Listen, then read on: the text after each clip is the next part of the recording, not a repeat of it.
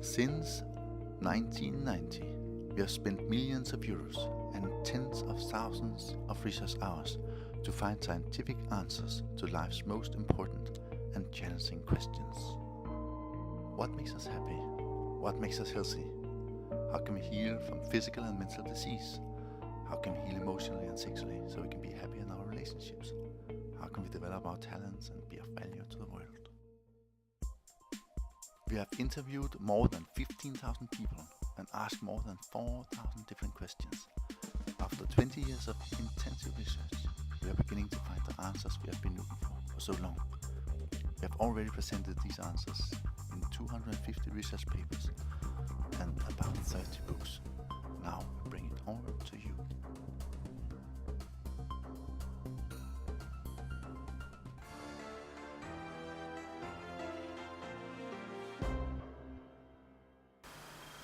What to do when you're a therapist? Your patient enters the room and you say hello, you sit down or whatever. What will happen in the session? To understand the way the therapist makes decision, you need to see that that there's a meeting between the therapist and the patient. The state and understanding of the therapist and the state and understanding of the patient. If you have experience as a therapist, you will know that the healing happens in phases, and immediately you will understand where the patient is in this like serious and events and crisis that leads from the beginning, the first and earlymost awakening, to realizing that there's a problem I need to work with myself, to the end of the work where you have come to a great understanding of yourself and a happy and thriving life. So let me start by saying a little bit about the different phases of the therapy and the crisis, and out of this it will be pretty clear what is needed to do and say with the patient. For instance, when will body work be appropriate?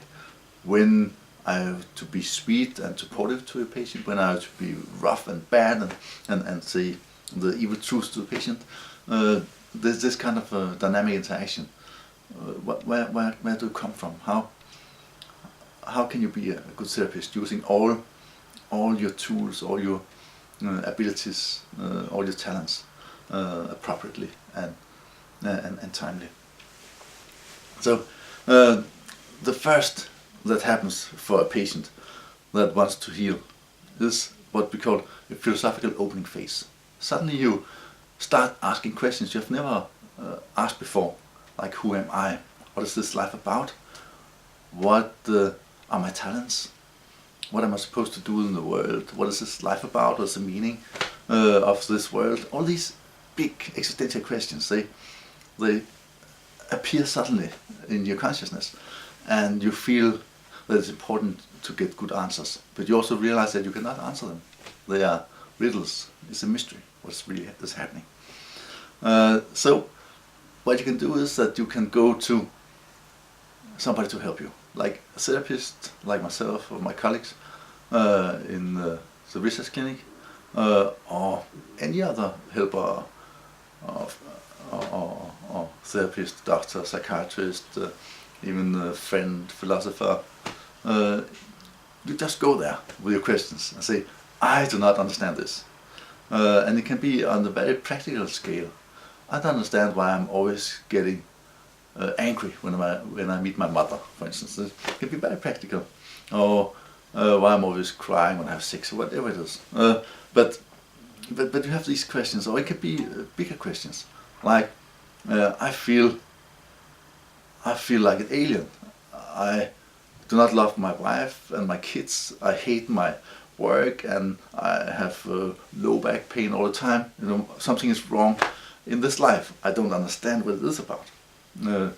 So you go to a therapist, for instance, and the therapist will say, "Tell me more about it." This and this is like the normal approach. And for an hour, 2 or 3 or 5, the patient will simply explain and investigate and explore.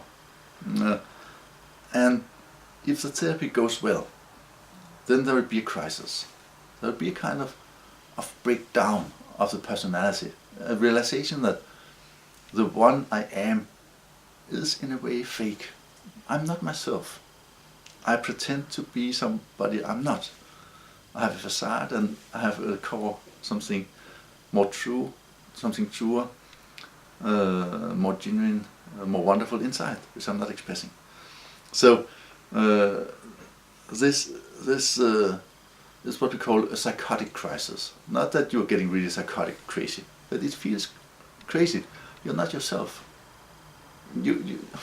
Something's wrong about your personality. You're not the one you're supposed to be. So the breakdown of the person, or the realization that the person is not true, that your personality is the source of all your problems, what you believe, which sums up to your personality, is really the problem. Your consciousness is the problem. This is giving a big crisis, and in this state, the patient needs a lot of support, a lot of love and care and holding, and very often there are lots of tears and emotions coming up, and if you're holding the hand, it can be very supportive and helpful. The patient will often go back to early childhood and be like a little child, and you need to support the person emotionally and psychologically. The next thing that happens when the patient explores the true me, this is what we call a visionary phase. Suddenly there's a lot of ideas and dreams, and wow, this is what I want to do, and I didn't know that I had this interest, and this is my new plan for my life, and like a vivid daydreaming, a lot of wonderful things happening, and suddenly life looks like an adventure, like a miracle. So instead of this sad, crazy state where everything is falling apart, something new is emerging. And we call this also the primary breakthrough, where you suddenly realize that life is wonderful, and you are wonderful, and you are able to love yourself and other people and your life. Around here, there's often a very deep crisis, which we call the suicidal crisis. You feel that you're meant to be this wonderful being, and you have all these wonderful plans, and yet your old personality is still there, stopping you from doing what you want. And this is horrible. So you want to kill yourself. You do not really want to kill your body, you want to kill your ego. But as you are often so identified with the body that the ego, in a way, is attached to the body, all these ideas of killing the body is coming up. But what you really want to do is not to kill the body, but to kill the ego. That's a very good and healthy idea. It's not healthy, of course, to kill yourself physically, but it's very healthy to kill the ego, to kill your illusions, to kill what is not true in you. And after this crisis, where you really realize that you need to get rid of this ego, you need to get rid of this illusion, this false identity, to be yourself truly what you meant to be. There's a wonderful piece of work called the integrative phase. Now everything is falling in the right place. You're suddenly starting to understand how your own mind is working, that what you believe become your experience. You see that you yourself is the source of all your talents, and you see that you have love, and you have sexuality, you have drive, you have this wonderful life.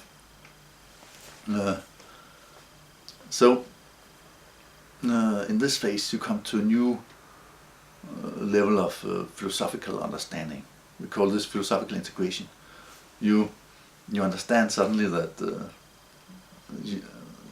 life is totally different from what you believed. There's a total new wonderful understanding that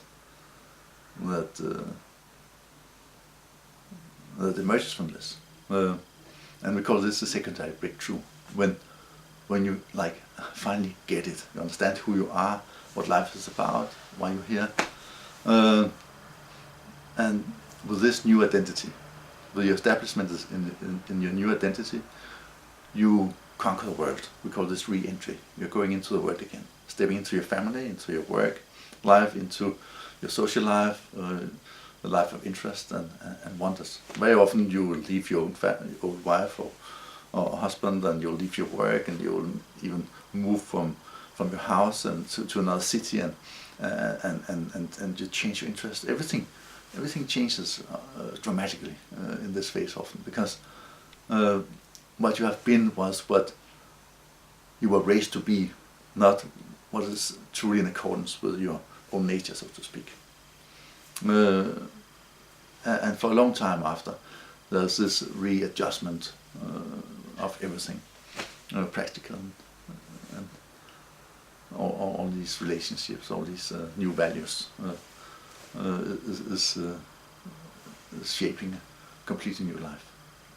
So when you understand this, this process of healing, this we call it the human metamorphosis, the transformation from being the ugly larvae to the beautiful butterfly you are meant to be, you can see that as a therapist you need to understand the different states and steps and crises, because else you cannot really deal with it rationally.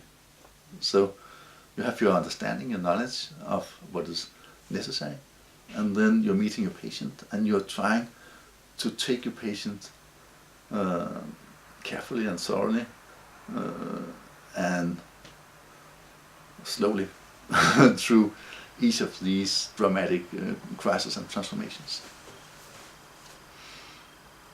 So you need to follow your patient, see where your patients are, and need to understand the process of healing. And the combination of these two will